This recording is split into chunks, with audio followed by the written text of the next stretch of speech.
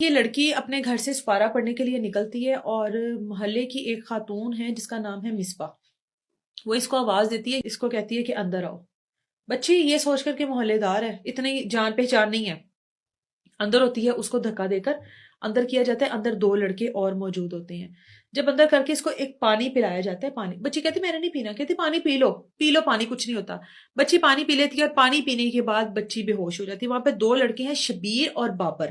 ٹھیک ہے. وہ دونوں لڑکوں کے نام جو ہیں بچی کو اس لیے پتا ہے کیونکہ ان دونوں لڑکوں کا ایک بڑا کردار تھا اس لڑکی کی پوری زندگی برباد کرنے میں. کمرے میں لے جانے کے بعد وہ لڑکی بے ہوش ہو جاتی ہے اور یہ دونوں، ان میں سے ایک آدمی جو ہے وہ اس مصباح نامی خاتون کا شوہر ہے. ساری رات اس بچی کے ساتھ زیادتی کرتے ہیں یہ دونوں، ٹھیک ہے. شبیر بھی اور بابر بھی. اب یہ بچی کو اگلے دن گھر والے ڈھونڈ رہے ہیں، اسی رات ڈھونڈنا شروع کیا، گھر والوں کو نہیں ملتی ہے. یہ اگلے دن اس بچی کو کی حالت میں گاڑی میں بٹھاتے ہیں، ڈائیو کے اڈے پہ لے کے جاتے ہیں. وہاں سے اس کو سکھر کی بس میں بٹھا کر سکھر کے لیے روانہ ہو جاتے ہیں. خاتون مصباح اور بچی وہاں پر جاتے ہیں. وہاں پر جا کے 2 دن پھر بچی کے ساتھ زیادتی کی جاتی ہے اور اس کے بعد بچی کو 5 لاکھ میں بیچ دیا جاتا ہے. ٹھیک ہے. مصباح بیچ دیتی ہے. مصباح اس کو بیچ دیتی ہے. 2 دن جتنا انہوں نے اپنا شوق پورا کرنا تھا اس بچی کے ساتھ وہ کر لیا. یہاں پر گھر والے بچی کو ڈھونڈ رہے ہیں، بچی مل نہیں رہی ہے. بچی کو ڈھونڈ رہے ہیں، اپلیکیشن دے دی. ایک کوئی پولیس کے پاس نہ کچھ تھا ہی نہیں کہ بچی کو ڈھونڈے کہاں سے. نہ کوئی ایسی CCTV فوٹیج تھی، نہ پولیس کے پاس کوئی اور سراغ تھا، نہ گھر والوں کو کسی کے اوپر شک تھا، نہ ان کی کسی سے کوئی دشمنی تھی، کچھ بھی نہیں تھا. پولیس کے لیے بالکل یہ ایک ایسے تھا جیسے ایک اندھیری گلی ہے اور اس میں کوئی روشنی نہیں ہے. یہ والا حساب تھا. اب بچی تو نکل گئی ان کی پہنچ سے بہت دور. بچی کا ایک بار سودا کیا گیا 5 لاکھ میں، وہ بچی کو آگے لے کے چلے گئے. انہوں نے لڑکی کو 1 ہفتہ اپنے پاس رکھا اور 1 ہفتے کے بعد اس کا سودا 7 لاکھ میں آگے کر دیا. ٹھیک ہے. بچی بلوچستان جا رہی ہے، بچی سندھ آ رہی ہے، بچی بلوچستان جا رہی ہے، بچی سندھ آ رہی ہے.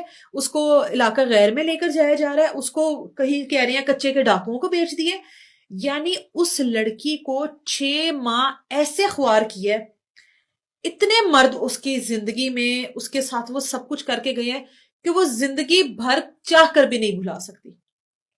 اس کو نہیں یاد کہ ایک دن میں، ایک رات میں اس کے پاس کتنے مرد آئے. بہت شرمندگی سے مجھے یہ بات کرنی پڑی ہے. اس بچی کو نہیں پتا. اس بچی کو 3 جگہ پر بیچا گیا اور تینوں جگہ پر اس بچی کو اسی مقصد کے لیے بیچا گیا. ہر بندے نے اپنے اپنے پیسے پورے کیے اور اس کے بعد اس کو لے کر چلے گئے. اس پورے کردار میں شبیر، بابر، مصباح اور ایک خاتون ہے تاجو لنگڑی. ٹھیک ہے. ٹھیک ہے. نام ہی ایسا ہے کہ اس کے کردار کا پتہ لگ جاتا ہے. ٹھیک ہے. تاجو لنگڑی. اب پولیس کے پاس روز گھر والے جا رہے ہیں، روز جا رہے ہیں، ہماری بیٹی دکھا دو، ہماری بیٹی نکال دو کہیں سے. پولیس والے کہتے ہیں کس کے اوپر شک ہے. اب یہ جو شبیر اور بابر ہے نا، ان کے اوپر جو اس بچی کا والد ہے نا، وہ کہتا ہے مجھے لگتا ہے کہ یہ ہے ایسے. وہ کہتا ہے کہ مجھے نہ لگتا ہے. بچی نے سامنے آنا تھا کسی طریقے سے. پولیس ان کو پکڑتی ہے. پولیس کو نا اس طرح سے کوئی صحیح ٹھوس ثبوت نہیں ملتا. پولیس ان کو چھوڑ دیتی ہے. اب پولیس کہتی ہے کہ ایک خاتون ہے مصباح، اس طرح کی جتنی بھی خاتون ہیں ان تمام کا ہم ریکارڈ نکالتے ہیں. پولیس اس تمام لسٹ کو نکالتی ہے جو بھی خاتون اس طرح کی ایکٹیویٹی میں ملوث تھی یا ان کے اوپر اس طرح کی FIR درج تھی. وہ تقریباً کافی زیادہ خواتین سامنے آتی ہیں. ان تمام خواتین کی پھر لوکیشن ٹریس ہوتی ہے. ٹھیک ہے. کہ اس بچی کے گھر میں یاسمین کے گھر کے پاس کس کی لوکیشن آتی ہے، مصباح کی لوکیشن آ جاتی ہے. ٹھیک ہے. ٹھیک ہے. مصباح کے ساتھ پھر شبیر اور بابر بھی موجود ہوتے ہیں. مصباح کی جب لوکیشن آتی ہے پولیس فوری طور پر مصباح کو اٹھاتی ہے، پہنچتی ہے پولیس مصباح کو اٹھاتی ہے. پولیس مصباح سے سوال کرتی ہے کہ 10 کتنے یاسمین. مصباح جب اس کا سافٹ ویئر تھوڑا سا اپڈیٹ ہوتا ہے، مصباح پھر بتاتی ہے کہ فلانی جگہ پہ سکھر میں ہم اس کو بیچ کر آ گئے تھے 5 لاکھ روپیہ لے کر. پولیس نے کہا یہاں پر اس کے ساتھ کیا کیا ہے، کتنے دن رکھا ہے. کہتی 1 رات رکھا ہے اور اگلے دن ہم سکھر کے لیے روانہ ہو گئے تھے تو شبیر اور بابر نے ساری رات اس کے ساتھ زیادتی کی ہے. مصباح کو اتنی نہیں شرم آئی کہ ایک بیٹی کی عمر اپنے خامن کے ساتھ کروا رہی ہے. اندازہ لگا لے. عورت تو برداشت ہی نہیں کرتی، نہیں برداشت کرتی کوئی. وہ یہ اب کچھ نیا ہی دور آ گیا. مجھے لگتا ہے یہ اب نئی کوئی چیزیں سامنے آ رہی ہیں کہ عورتیں بھی برداشت کر رہی ہیں، مرد بھی برداشت کر رہے ہیں. اس کے بعد تاجو لنگڑی اس کو پکڑا جاتا ہے، تمام ان کے گروپ کو پکڑا جاتا ہے اور یہاں سے پوری ٹیم، وہاں کی پوری ٹیم کو انفارم کرتی ہے سندھ میں، اور ان کے والد کو اور یاسمین کے والد کو اور تایا کو ساتھ لے جا کر 6 دن وہاں پہ رہا جاتا ہے. ان کو 6 دن تک ٹریس کیا جاتا ہے اور اس کے بعد یاسمین کو بازیاب کروایا جاتا ہے ایک اڈے سے، ٹھیک ہے، ٹھیک ہے، جو جسم فروشی کا اڈا ہوتا ہے وہاں سے، کیونکہ ان کی لوکیشنیں سب کی ٹریس ہوتی گئی، وہ ایک چین کے ساتھ دوسری چین ملائی، یہ سب کچھ کرتے وہاں سے یاسمین. اب یاسمین کو جن کے پاس رکھا گیا تھا ان کو پتا تھا کہ یاسمین کے گھر والے اس کے پیچھے آ چکے ہیں. کہا جاتا ہے یاسمین کو اگر تو تم نے یہاں سے جانے کی کوشش کی یا تم نے ان کو دیکھ کے کہا کہ میں نے جانا ہے یا مجھے اغوا کر کے لایا گیا تو ہم تمہیں بھی مار دیں گے، تمہارے گھر والوں کو بھی مار دیں گے، جو بھی ساتھ ہوگا. خیر وہ خاموش رہی، اس نے کہا کہ ٹھیک ہے جیسا آپ لوگ کہیں گے ویسا ہی ہوگا. اس دوران میں یاسمین کو سندھی زبان بھی سکھانے کی کوشش کی گئی تاکہ ارد گرد کے لوگوں کو کبھی شک نہ ہو کہ یہ پاکستان، یہ لاہور سے گئی ہوئی ہے، پنجاب سے گئی ہے، یہ اس کی زبان جو ہے وہ اس طرح کی ہے. وہ بیچ میں سندھی بھی بول لیتی تھی. اب ایک ایسی بچی جس کو باہر کی دنیا داری کا ہی نہیں پتا تھا. اب جیسے ہی پولیس ریڈ کرتی ہے وہاں پر پولیس کے اوپر بھی گولیاں چلتی ہیں، آمنے سامنے پراپر ایک پولیس مقابلے کی طرح ہوتا ہے، کیونکہ وہ اس کا والد بتاتا ہے کہ آپ ہی ہم لوگ علاقہ غیر میں گئے تھے جہاں پر پولیس نہیں جاتی، لیکن یہ ایس ایس پی صاحبہ کی مہربانی ہے کہ وہ ہم لوگوں کو انہوں نے ہمارا ساتھ دیا اور وہاں کی پولیس سے رابطہ کر کے ہمارے حق میں انہوں نے جو بھی چیزیں ہوتی گئی وہ کرتے گئے. جیسے ہی یاسمین کو سامنے پایا جاتا ہے وہ اپنے والد کو دیکھتی ہے، وہ ساری دنیا کو بھول کے اپنے والد کے گلے لگ جاتی ہے. والد اس کو دیکھتا، والد کہتا ہے میں اپنی بیٹی کے پاس کھڑا نہیں ہو پا رہا تھا، میری بیٹی کی حالت ایسی تھی کہ میں کھڑا ہی نہیں ہو پا رہا تھا، میری بیٹی ایسی تھی کہ میں اپنی بیٹی کو ہاتھ لگاؤں گا وہ ٹوٹ کے گر جائے گی نیچے. میں نے کہا وہ کیا آپ کی فیلنگز تھی کہ آپ نے اپنی بیٹی کو 6-7 ماہ بعد دیکھا؟ کہتا ہے آپ ہی میرا تو دل کر رہا تھا زمین کھلے اور میں غرق ہو جاؤں. جن لوگوں کے درمیان میری بیٹی تھی، جو کچھ میری بیٹی کے ساتھ ہوا تھا، جس طریقے سے میری بیٹی کے ساتھ یہ سب کچھ ہوتا رہا. وہ کہتی ہے آپ ہی مجھے یہ سگریٹ لگاتے تھے ہر بار. میں نے اس کی والدہ سے سوال کیا کہ حاملہ ہے؟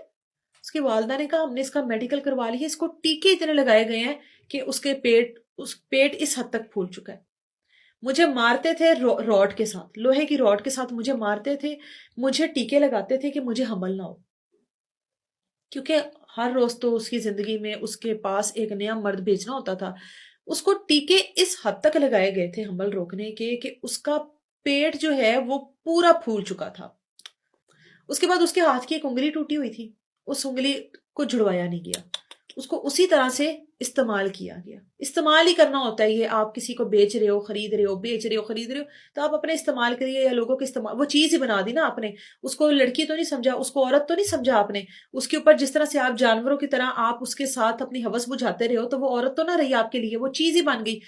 پھر وہ کہتی ہے کہ مجھے ایک وقت کھانا دیا جاتا تھا، 2 وقت بھوکا رکھا جاتا تھا. میں نے اسے پوچھا وہاں پر اور لڑکیاں تھیں؟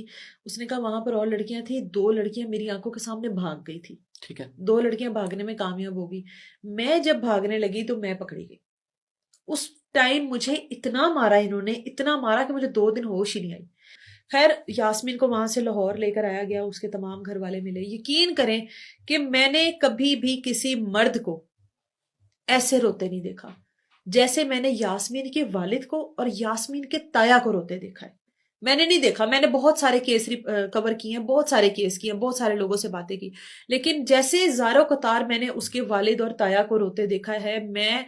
مجھے تکلیف ہو رہی تھی. اس کی والدہ شوگر کی مریض ہیں، ہارٹ پیشنٹ ہے. اس کی والدہ سے ہماری کام بات ہوئی ہے. جب میری یاسمین سے بات ہوئی اس نے مجھے یہ ساری چیزیں بتائی کہ مجھے ٹیکے لگائے گئے. پھر اس کی جسامت دیکھ کر میں نے یہ سوال کیا کہ کیا یہ حاملہ، جس پر اس کی خالہ وغیرہ نے کہا کہ یہ ٹیکے لگوانے کے بعد اس کی فزیک ایسی ہو چکی ہے. اس بچی کی میں نے انگلی پکڑی تو اس کی چیخیں نکل گئی. مجھ سے بات کرتے کرتے وہ بچی بے ہوش ہو گئی مکمل طور پر. اس بچی کی یہ کنڈیشن تھی کہ وہ ابھی بھی اس ٹروما سے وہ نہیں نکل پائے گی. ابھی تو بہت ٹائم لگے گا اس کو. جتنے اس نے اپنی زندگی میں مرد دیکھ لی ہیں اور جس طرح کا مرد کا روپ اس نے اپنی زندگی میں دیکھ لی ہے، وہ اس ٹروما سے نہیں نکل سکتی جلدی کہیں. لیکن میں ان کے والدین کو ایک ہی تسلی دے رہی تھی کہ آپ لوگ یہ تو شکر کریں کہ آپ کی بیٹی زندہ ملی ہے، آپ لوگوں کو ٹکڑوں میں نہیں ملی.